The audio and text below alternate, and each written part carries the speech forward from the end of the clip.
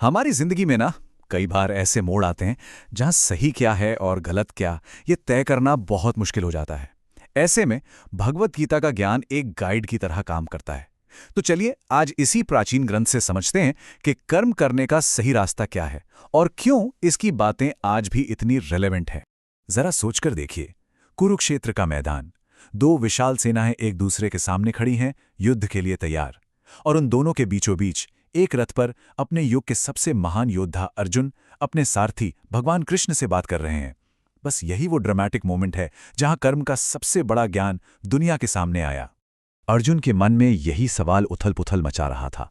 अपने ही लोगों के खिलाफ लड़ना, ये कर्तव्य उन्हें बहुत पीड़ा दे रहा था। और यही वो सवाल है जो कभी न कभी हम सबके सामने भी आकर खड़ा हो जाता है, जब हमारी ड्यूटी हमारी भावनाओं के खिलाफ होती है। गीता दरअसल इसी दुविधा का जवाब है। तो इस मानसिक संघर्ष का हल क्या है? देखिए, पूरी की पूरी भगवत गीता इसी एक सवाल के जवाब में कृष्ण और अर्जुन के बीच हुई एक लंबी बातचीत है। ये सिर्फ कोई धार्मिक उपदेश नहीं है, बल्कि एक्शन और ड्यूटी की साइकोलॉजी पर एक बहुत ही गहरी चर्चा है। चलिए अब सीधे गीता के उस कोर टीचिंग पर आते हैं जो कर्म के इस पूरे दर्शन की नींव है। ये एक ऐसा प्रिंसिपल है जो काम करने के प्रति हमारे पूरे नजरिए को बदल सकता है। ये श्लोक भगवत गीता का दिल है, उसकी आत्मा है, शायद सबसे मशहूर और सबसे गहरा भी। कर्म का पूरा सार इसी एक लाइन में छिपा है, लेकिन इसका असली जादू इसके मतलब को समझने में है। इसी को कहते हैं कर्मयोग। मतलब बहुत सीधा सा है, हमारा अधिकार और हमारा कंट्रोल सिर्फ और सिर्फ हमारे कर्म पर है, हमारे एक्शन पर है, उसके नतीजे पर, उसके फल पर नहीं। क्योंकि नतीजा तो बहुत सी चीजों पर डिपेंड करता है जो हमारे हाथ में है ही नहीं। इसीलिए गीता कहती है कि फल की चिंता से खुद को आजाद कर लो।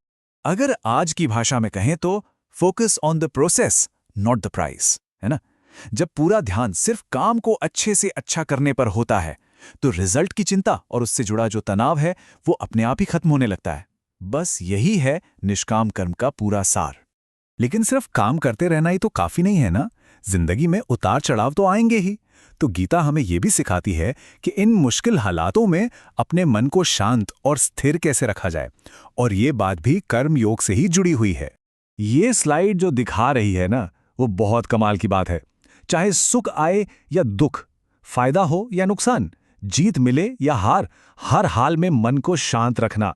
जब मन नतीजों से नहीं बंधा होता तो इन उतार चढ़ाव का उस पर ज्यादा असर नहीं पड़ता और अपना कर्तव्य निभाना आसान हो जाता है। अच्छा, अब ये जो मेंटल बैलेंस है, इसे पाने के लिए भी गीता में दो और रास्ते बताए गए हैं जो हमारी अंदरूनी शक्ति को बढ़ाते हैं। एक है आत्मविश्वास और दूसरा है भक्ति। ये दोनों ही कर्म योग को प्रैक्टिस करने में मदद करते हैं। यहां कृष्ण दो बड़ी जबरदस्त बातें कह रहे हैं। एक, अपने मन को एक जगह पर फोकस करो, जिसे भक्ति का रास्ता कहा गया है। और दूसरा, उसी फोकस्ड मन के साथ अपनी जिम्मेदारी, अपनी ड्यूटी भी पूरी करो। मतलब आस्था और कर्म दोनों साथ साथ चलते हैं और एक दूसरे को ताकत देते हैं। तो इतने सारी बातों का निचोड़ क्या है? मतलब हम अपनी डे टू डे लाइफ में इसे कैसे अपना सकते हैं? चलिए इसे कुछ सिंपल स्टेप्स में तोड़कर समझते हैं। तो देखिए, गीता का जो प्रैक्टिकल मैसेज है वो इन 3 आसान स्टेप्स में समाया हुआ है। सबसे पहले अपने कर्तव्य को, अपनी जिम्मेदारी को पहचानें।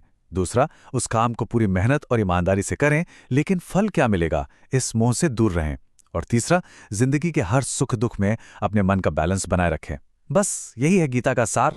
और आखिर में ये एक सवाल, जरा सोचिए, अगर हम सब वाकई सिर्फ अपने काम की क्वालिटी पर ध्यान दें और उसके नतीजों की चिंता करना छोड़ दें, तो हमारे काम करने का तरीका, हमारा स्ट्रेस लेवल और शायद हमारी जिंदगी की क्वालिटी में कितना बड़ा बदलाव आ सकता है। इस पर सोचना तो बनता है।